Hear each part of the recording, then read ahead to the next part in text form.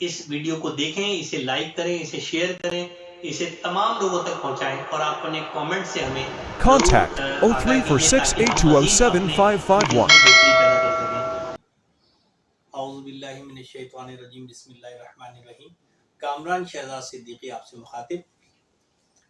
آج جو میرا ٹاپک ہے وہ نہ تو قانون سے کنیکٹڈ ہے اور نہ ہی آئین سے کنیکٹڈ ہے،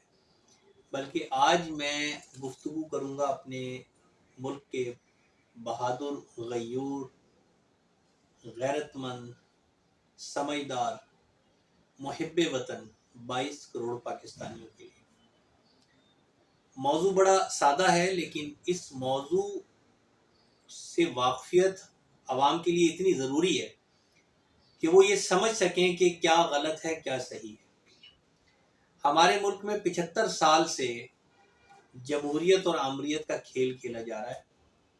کبھی آمریت کا بازار گرم ہو جاتا ہے اور کبھی جمہوریت کے نام پر آمریت قائم کر دی جاتی ہے۔ پاکستان کے محب وطن لوگ جو اس ملک سے حقیقت میں محبت کرتے ہیں،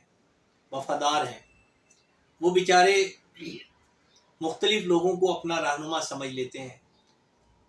کہیں پہ زبان کی بنیاد پہ تقسیم کیا جاتا ہے، کہیں مسلک کی بنیاد پر، کہیں قومیت کی بنیاد پر، کہیں علاقائیت کی بنیاد پر، کہیں جنس کی بنا پر، اور لوگ مختلف گروہوں میں تقسیم ہو گئے۔ ہمارے ملک میں Punjabi leaders, Sindhi leaders, Baloch leaders, Pakhtun leaders, مہاجر لیڈرز اور علماء اکرام، مشائخ، اور ان طبقوں میں سیاست کو تقسیم کر دیا گیا، اور انہی وجوہات کی بنا پر لوگ ووٹ دیتے ہیں اور اقتدار پہ لوگ آ جاتے ہیں، اور پھر وہ اپنے آپ کو اس ملک کا رہنما کہتے ہیں۔ 5 سال، 4 سال، 3 سال، 2 سال، جتنے عرصے بھی وہ حکومت قائم رہتی ہے، یا پھر 8 سال، 11 سال آمریت کا دور۔ اور ہم یہ دیکھتے آ رہے ہیں کہ اس تمام ادوار میں پاکستان آگے جانے کے بجائے پیچھے جاتا جا رہا ہے۔ اس کی کیا وجوہات ہیں؟ یہ وجہ جاننا ہر عام آدمی کے لیے از حد ضروری ہے، بے حد ضروری ہے۔ ہمیں یہ فرق کرنا ہوگا کہ سیاستدان اور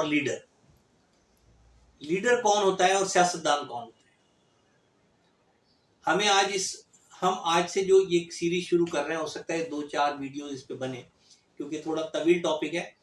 تو ہمیں یہ دیکھنا ہے کہ اس ملک کے لیے سیاستدان ضروری ہے یا لیڈر ضروری ہے۔ اچھا، لیڈر اور سیاستدان میں فرق ہوتا ہے۔ ارسطو 2500 سال پہلے اس نے کتاب لکھی تھی القانون الجمہوریہ۔ اس میں وہ جمہوریت کی تعریف کرتے وہ کہتا ہے کہ جمہوریت میں کامیابی کے لیے ضروری ہے کہ جھوٹ کو اس حد تک بولا جائے کہ اس پہ سچ کا گمان ہونا شروع ہو جائے، اور یہی سیاست ہے۔ ہمارے معاشرے میں سیاستدان اس فارمولے پر چل رہے ہیں کہ جھوٹ کو اس حد تک بولو کہ اس پہ سچ کا گمان ہونا شروع ہو جائے۔ کیوں کہ سیاستدان جو ہوتا ہے اس کی نظر اپنے اگلے الیکشن پہ ہوتی ہے، اور وہ الیکشن کو سامنے رکھ کے کام کر رہا ہوتا ہے۔ اب اگر وہ سیاستدان غیور ہے اور ایماندار ہے تو وہ اچھے کام کرے گا، لیکن اگر وہ سیاستدان اپرچونسٹ ہے، مفاد پرست ہے، پیسہ اکٹھا کرنا چاہتا ہے، تو وہ اگلے الیکشن کے لیے بھی پیسے جمع کرے گا، اور پچھلے الیکشن میں جو پیسہ لگ گیا ہے اس الیکشن کی بھی ریکوری کرے گا، تو وہ اس کا دور اقتدار جو ہے بدعنوانیت اور کرپشن کا منہ بولتا ثبوت ہوگا۔ اور سیاستدان کبھی بھی نسل کے لیے نہیں سوچے گا، ملک کی کبھی بھی ملک کے مستقبل کے لیے نہیں سوچے گا، بلکہ سیاستدان کی جو نظر ہے وہ صرف اگلے الیکشن تک ہوتی ہے، جبکہ لیڈر وہ ہوتا ہے جس کی نظر قوم کی اگلی جنریشن پر ہوتی ہے کہ 20 سال بعد اس ملک کو کس چیز کی ضرورت ہے، 25 سال بعد اس ملک کو کہاں ہونا چاہیے۔ یہ جو بچہ آج 5-6 سال کا ہے، یہ 20 سال بعد جب ایک تناور درخت کی شکل میں ایک پاکستانی بنے گا تو اس کے اندر کون سی خصوصیات ہونی چاہیے۔ تو لیڈر اور سیاستدان کا فرق جاننا ہے۔ ہمیں نہ تو پیپلز پارٹی کی فیور کرنی ہے، نہ پی ٹی آئی کی فیور کرنی ہے، نہ مسلم لیگ نون کی فیور کرنی ہے، نہ جمعیت علماء اسلام کی فیور کرنی ہے، نہ تحریک لبیک کی فیور کرنی ہے، نہ متحدہ قومی موومنٹ پاکستان کی فیور کرنی ہے، نہ جماعت اسلامی کی فیور کرنی ہے، نہ ہی کسی اور سیاسی جماعت کی فیور کرنی ہے، بلکہ ہم نے اس شخص کو کنسیڈر کرنا ہے جو اس ملک کی اگلی نسل کے لیے سوچ رہا ہو،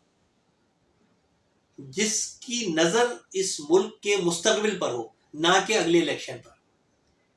تو ہم اس چیز کو سامنے رکھیں گے اور اب ہم یہ دیکھیں گے کہ سیاستدان اور لیڈر میں کیا فرق ہوتا ہے، اور ہمارے ملک میں اس وقت سیاستدان کتنے ہیں اور لیڈر کتنے ہیں۔ تو اگر ہم کسی کو لیڈر کے پیرامیٹر پہ پائیں تو بہتر یہ ہے کہ اگر ہم پاکستان سے محبت کرتے ہیں تو بلا غرض اور بلا وابستگی ہمیں اس شخص کو کامیاب کرانا ہے تاکہ پاکستان صحیح ٹریک پر آ سکے۔ اب سیاست جو ہے، سیاست میں دو چیزیں شامل ہوتی ہیں۔ ہمارے ملک میں جو سیاست ہے وہ جمہوری سیاست ہے۔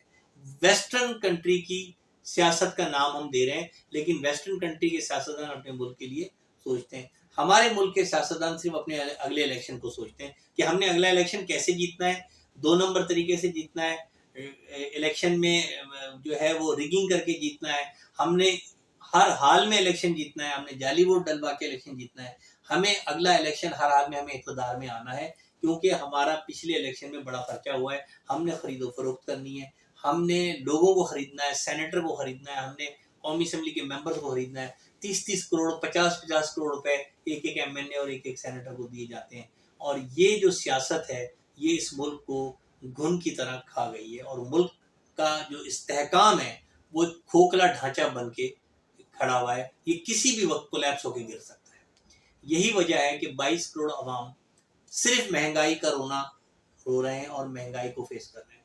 کوئی بھی حکمران اس وقت اس کو یہ احساس تک نہیں ہے کہ پیٹرول 282 روپے لیٹر کس طرح خریدے گا ایک وہ شخص جو بیچارہ 1000 روپے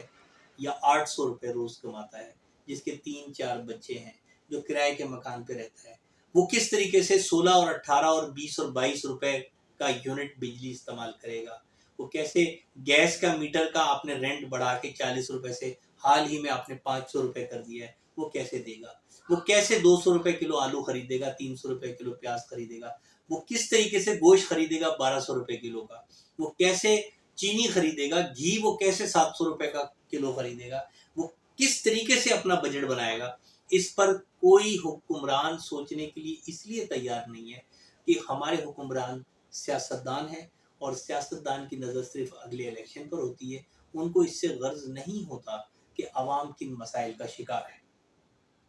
زیادہ سے زیادہ ہمارے سیاستدان یہ کرتے ہیں کہ الیکشن سے پہلے ان کے کسی کی گلی بنوا دی، کسی کی نالی پکی کر دی، اور بیچارے سادہ دل لوگ اسی بیس پر ان کو ووٹ دے دیتے ہیں۔ ہمیں اس سرکل کو توڑنا ہے، ہمیں اپنے ذات سے بڑھ کر پاکستان کے لیے سوچنا ہے، ہمیں اپنے آج کے بجائے اپنے آنے والے مستقبل کا سوچنا ہے۔ لہٰذا ہم نے کسی سیاستدان کو کنسیڈر نہیں کرنا، بلکہ اگر ملک میں کوئی لیڈر ہے تو ہمیں اس لیڈر کو ووٹ دینا ہے، ہمیں اس لیڈر کو کامیاب کرنا ہے۔ تو یہ ہم آج کی جو ہماری ویڈیو ہے، آج اس بات پر ہم نے فوکس کرنا ہے کہ سیاستدان از بیٹر فار پاکستان اور لیڈر اور سیاستدان میں فرق کیا ہوتا ہے۔ اس ملک میں 75 سال سے سیاست ہو رہی ہے، کبھی ملک کی سالمیت کے نام پر، کبھی جمہوریت کے نام پر، کبھی بیرونی سازشوں کو ناکام کرنے کے نام پر، کبھی انڈیا کو شکست دینے کے نام پر، کبھی اسرائیل کو تسلیم کرنے اور نہ تسلیم کرنے کے نام پر، کبھی کشمیر کی آزادی کے نام پر، اور ہم اپنے ملک کا ایک وسیع سرمایہ اس سیکورٹی پرپس پہ خرچ کر رہے ہیں، لیکن آج تک اس ملک کی ترقی اور استحکام کے لیے ہم نے کوئی کام نہیں کیا۔ ہمارے ملک میں مختلف طبقات ہیں جو قوم کو ڈرا کے اپنا استحکام اور اپنا استحقاق اس ملک پر قائم کر کے بیٹھے ہیں۔ ملک کے لوگ ذلیل ہو رہے ہیں روٹی کے لیے، پانی کے لیے، بجلی کے لیے، گیس کے لیے، سڑکیں نہیں ہیں، نالیاں ٹوٹی نہیں ہیں، گٹر ابل رہے ہیں، پانی موجود نہیں ہے، لوگوں کے اندر لا اینڈ آرڈر کی ایک انسرٹین کنڈیشن موجود ہے۔ لوگ گھر سے باہر نکلتے ہیں، ان کا موبائل چھینتے ہوئے اس کو گولی مار دی جاتی ہے، اور ایک 5,000 10,000 روپے کا موبائل چھنوانے اور چھیننے سے بچانے کے لیے ایک شخص اپنی زندگی کی بازی ہار جاتا ہے۔ اور ہمارے سیاستدان فوری یہ خبر دیتے ہیں کہ دہشت گردوں سے اور کرمنل سے آئینی ہاتھوں سے نمٹا جائے گا، ہم اس ملک کو کسی بھی جرائم پیشہ لوگوں کے رحم و کرم پر نہیں چھوڑیں گے۔ 75 سال سے یہ ہو رہا ہے، 30 سال سے 35 سال سے میں یہ بات سن رہا ہوں کہ ہم اس ملک کو جرائم پیشہ لوگوں کے ہاتھوں میں نہیں چھوڑیں گے، پاکستان کو دہشت گردوں کے رحم و کرم پر نہیں چھوڑا جائے گا۔ لیکن پاکستان میں دہشت گردی بھی ہوتی ہے، پاکستان میں جرائم بھی ہو رہے ہیں، اور ہمارے ملک کا جو جسٹس سسٹم ہے اس کو اس قدر کمزور کر دیا گیا ہے کہ وہاں پر انصاف نہیں ہو پاتا، اور اگر انصاف ملتا ہے تو اس میں اتنی تاخیر ہو جاتی ہے کہ جرم کا متاثر شخص یا تو دنیا سے جا چکا ہوتا ہے، یا اس کا وہ جو ایک اس کی سیلف سیٹسفیکشن ہونی چاہیے تھی سزا ملنے کے طور پر، وہ نہیں ہوتی ہے۔ مثلا کسی کے باپ کو، ماں کو، کسی کے بھائی بیٹے کو قتل کر دیا گیا، اور 10 سال قتل کا کیس چلتا ہے، اور 10-12 سال کے بعد اگر سزا ہو بھی جاتی ہے تو اس وقت تک اس مقتول کے ورثہ یا تو دنیا سے جا چکے ہوتے ہیں، یا دنیا میں اس ایج پہ پہنچ جاتے ہیں کہ ان کے جذبات اور ان کے احساسات دم توڑ چکے ہوتے ہیں۔ حضرت علی کا قول ہے کہ معاشرہ کفر پہ قائم رہ سکتا ہے، ظلم پر نہیں، اور ظلم پہ قائم رہنے کا مطلب یہ ہے کہ جس معاشرے میں انصاف نہ ہو اس معاشرے میں کبھی بھی ترقی ممکن نہیں ہے، کبھی بھی تحفظ ممکن نہیں ہے، کبھی بھی وہ معاشرہ پروان نہیں چڑھ سکتا۔ تو رولز آف لا ہمارے ملک میں بہت ضروری ہے۔ اگر ہمارے ملک میں رولز آف لا قائم کر دیا گیا تو آپ یقین کریں تمام ادارے اپنا قبلہ درست کر لیں گے، اور جب تمام ادارے اپنا قبلہ درست کریں گے تو معاشرہ تیزی سے آگے کی طرف بڑھے گا، لوگوں کو انصاف ملے گا، لوگوں کو روزگار ملے گا، لوگوں کو ان کے دروازے پر ان کی ضروریات پوری کی جائیں گی، جیسا کہ ویسٹرن کنٹریز میں ہوتا ہے۔ تو ایک استحکام قائم ہوگا، جب استحکام قائم ہوگا تو پاکستان آگے بڑھے گا۔ لیکن اگر اس ملک کو طبقاتی تقسیم کے ذریعے مختلف اداروں کے سربراہ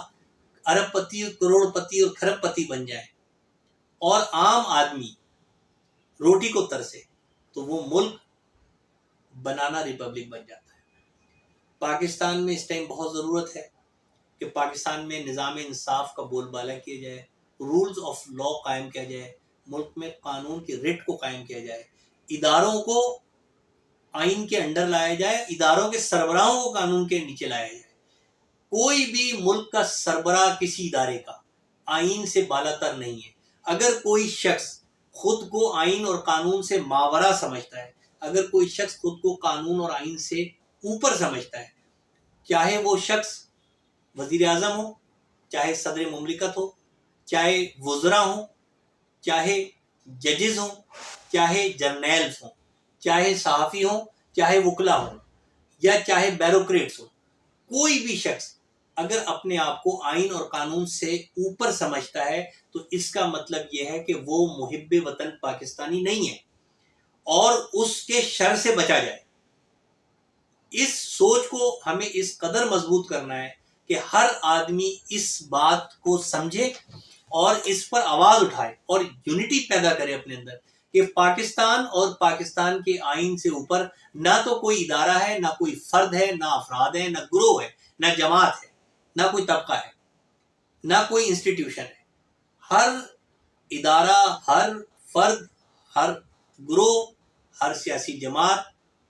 ہر انسٹیٹیوشن آف دا پاکستان آئین کے تابع ہے اور آئین کے مطابق کارکردگی دکھانے کا ذمہ دار ہے۔ آئین نے اس کی جو حدود اور قیود رکھ دی ہیں وہی حد کے اندر رہ کے وہ اپنا پرفارم کرے گا،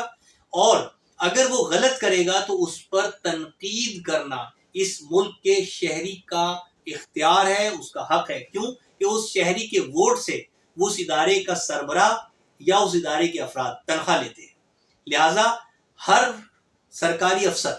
خواہ وہ افواج پاکستان کا ہو، خواہ وہ جوڈیشری کا ہو، خواہ وہ بیوروکریسی کا ہو، خواہ وہ پارلیمنٹ کا ہو، وہ یاد رکھے کہ پاکستان کے عوام ان کو تنخواہ دیتے ہیں اور وہ پاکستان کا ملازم ہے۔ وہ پاکستان کو اپنی مرضی سے چلا نہیں سکتا، بلکہ پاکستان کے عوام کی طاقت اس کو وہ فالو کرے گا اور اس کی پیروی کرے گا. یہ سوچ ہمیں لانی ہے. ہمیں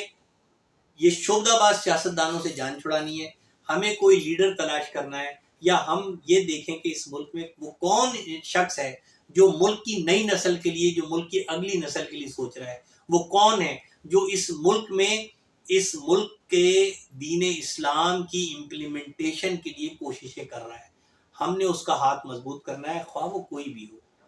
تو اس سوچ کے ساتھ ہمیں آگے بڑھنا ہے، اور اس سوچ کے ساتھ ہمیں کھڑے ہونا ہے. اور چاہے ہمیں اس کی شکل نہ بھی پسند ہو، پھر بھی ہمیں اس ملک کے لیے، دین اسلام کے لیے